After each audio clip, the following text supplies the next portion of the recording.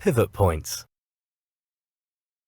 In this video you will learn what pivot points are, why they are important, how they are calculated, how they are used, how to increase the probability of a trade setup.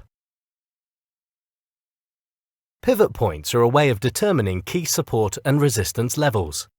Before computers and charts became a key tool that traders use so effectively, floor traders use calculations based on the data from the previous trading day to determine key buying and selling levels for the current day. They are still extensively used today, as they can act as support and resistance levels, which are very useful in determining entry and exit points. There are different types of pivot points that are calculated using previous market data. Most commonly, the previous day's open, high, low and close are used. The previous session's data is used to calculate the main pivot point, the point at which the market is said to pivot around. Once this has been calculated, the main pivot point is then used to calculate the other pivot points. The pivot points above the main pivot are labelled as resistance pivots, notably R1, R2 and so on. Pivot points that are below the main pivot are support pivots labelled S1, S2 and so on. When trading using pivot points, the general rule is if the price is trading above the daily pivot, the market is going up and so our bias should be long.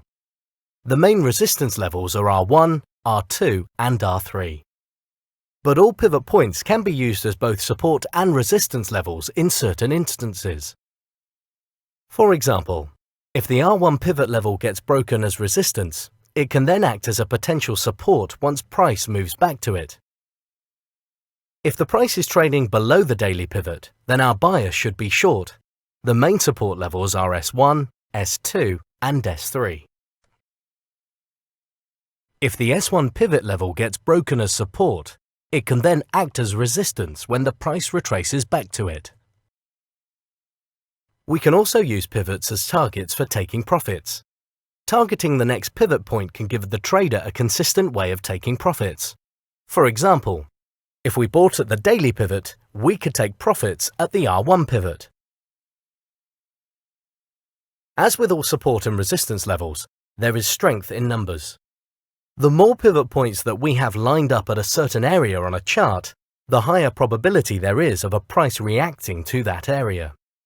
In this example, we have a weekly pivot point that lines up with the daily R2 pivot point, increasing the probabilities of price reacting to this area.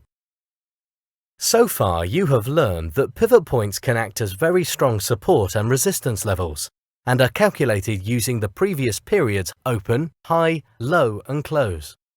As with traditional support and resistance, once price breaks through a pivot point that was acting as support, it can then be used as resistance. And once price breaks through a pivot point that was acting as resistance, it can then be used as support. Pivot points can be used as targets once a trade has been placed. There is strength in numbers. The more pivots that cluster together on the chart, the stronger the support or resistance level will be.